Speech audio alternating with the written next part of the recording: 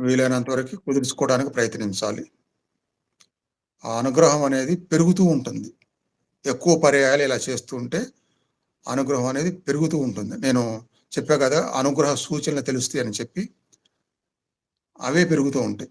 ఆ సూచనలు చాలా క్లారిటీగా, అర్థమయ్యేట్టుగా, సౌఖ్యంగా అవి పెరుగుతా ఉంటాయి.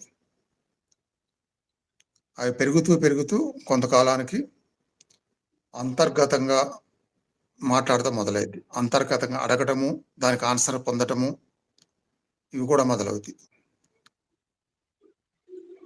ఇప్పుడు నేను ఆ స్టేజ్‌లోనే ఉన్నాను.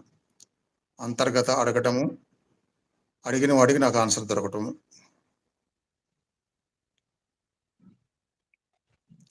ఈ స్టేజ్‌లన్నీ దాటుకుంటూ పోతే లాస్ట్ జరిగేది అదే ప్రత్యక్ష దర్శనం. ధ్యానంలో, కలలో కాకుండా